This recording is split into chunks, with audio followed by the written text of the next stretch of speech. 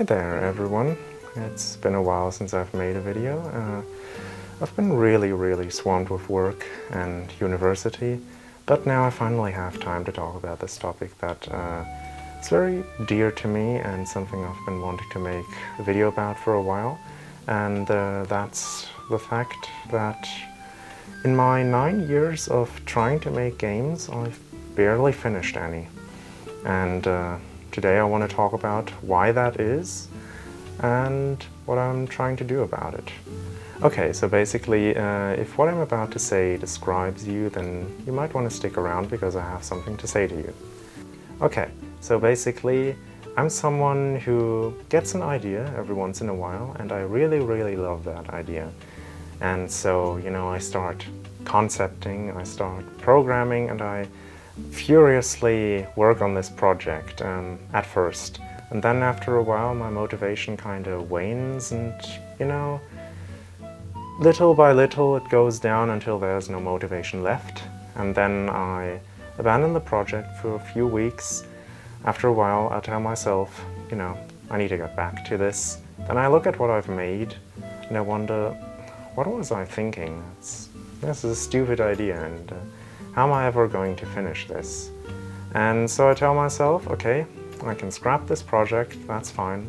I'll just make a new one, and I'll do better on that one.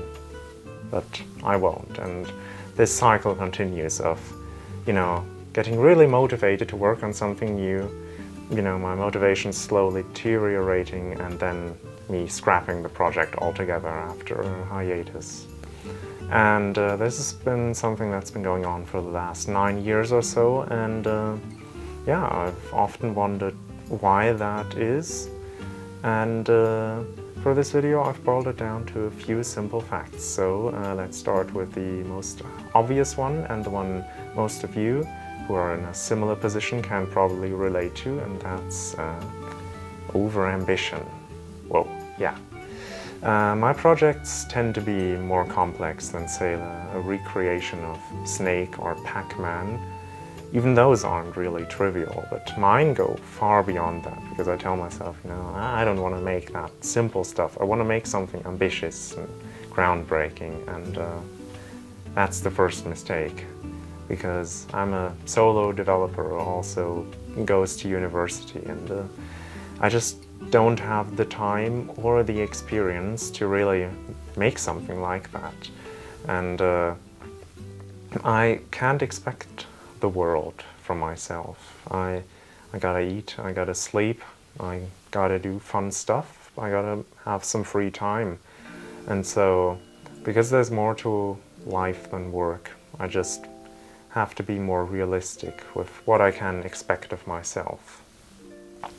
And something else that kind of ties into that is my perfectionism.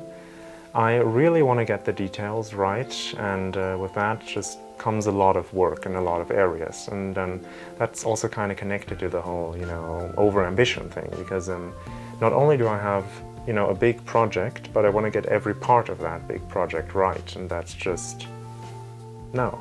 You can either have one or the other. You can have a small polished project as a solo dev, or you can have a much bigger one, but you know, that's going to have some jank in it.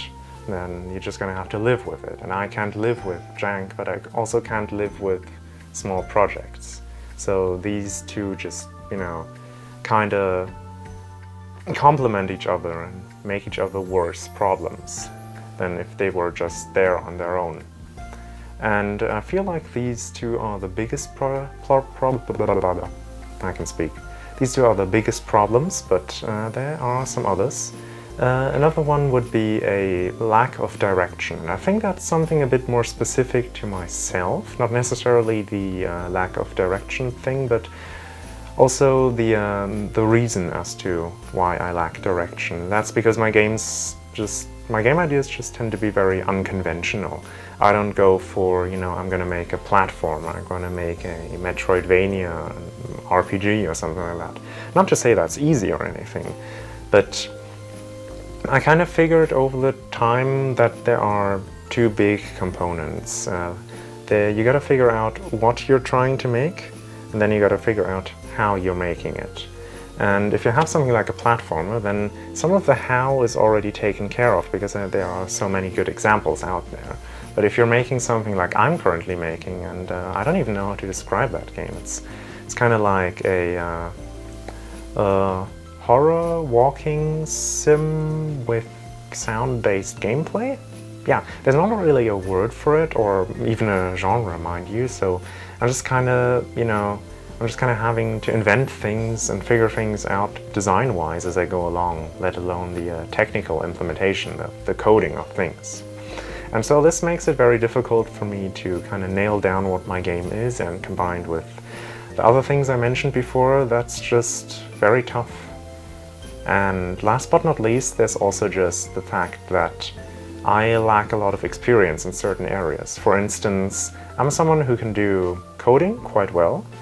I can do some game design, more or less, and then there's stuff like, art, sound, music, and writing, all essential parts that I barely have any experience with. I've done some things in Blender, that's basically my 3D experience. I can't draw. Well, I can draw stick figures, but that's not enough for my game. I can't make music.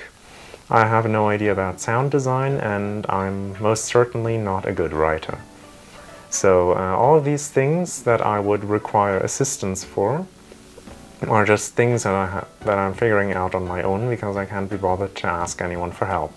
So I mostly just rely on sound effects that I find on the internet and art assets, and so I'm sure that saves some time, and I'm glad these resources exist, but it's still a lot of work for someone who's just as inexperienced as me.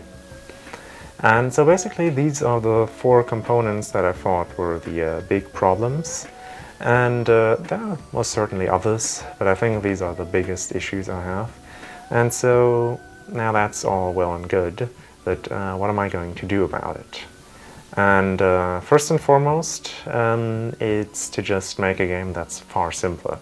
Yeah, easier said than done for someone like me, but really that's what I'm trying to do with my current game, and yet it's still, it's already taken me 9 months or so. Okay, I've only worked on it sporadically, but still. And then there's also, this attitude shift that I'm trying to instill in myself. It doesn't always have to be perfect. It can just be good enough. The 20-80 rule, or 80-20 rule, you spend 20% of the time on 80% of the things and vice versa. And so I'm just trying to get to that 80% and do a bit more, but not getting to 100, because 100 is perfection, and that just doesn't really exist. And honestly, these are the main things I'm currently trying with my game. I also did some other things like the on-rails nature of my game that makes it easier to design levels around, because you only have to make sure that the level looks alright from a certain perspective. It's kind of like an amusement park ride in that way, I guess. If you were to veer off the track even slightly, you would see that it's all an illusion, but if you can't, like in my game, then that makes level design a bit easier. I mean, it still took me 2 months to complete my environment, not 2 full months of working, mind you, but still. And then it's also set in the dark, so you can't see the flaws quite as easily, and I'm just trying to make really simple mechanics, and yet they still take a while. So these are the 3 things I'm trying to do. Scale it down, be satisfied with good enough, and some little design tricks to make it easy on myself. And then the last point is, I lost motivation during this project a few times, and I figured out the secret to not quitting your project. And that's the fact that there is no secret. It's just, sometimes you just have to do things that aren't quite as fun as other parts of the project aren't. You just have to power through. I know that's not exactly what you might want to hear, but that's the way it is. Oh yeah, and good organization also helps for someone like me. I don't know about you. Just something I thought I'd mention. Okay, that's it for this quick and dirty video. By the way, it's very late for that, but thank you for 2,024 subscribers. My channel now has more subscribers than there have been years since the birth of Jesus Christ, so that's cool, I guess. And also thank you for the nice comments on my last video. This one was a very personal one, and it was kind of daunting to release, but everyone was so chill and nice in the comment section, and I really appreciate that. So I hope someone found this video entertaining, useful, or whatever. Do the usual stuff, subscribe, thumbs up, thumbs down, whatever. Yeah, see you in the next one, and I hope it won't take as long as this one has taken me. Creator out.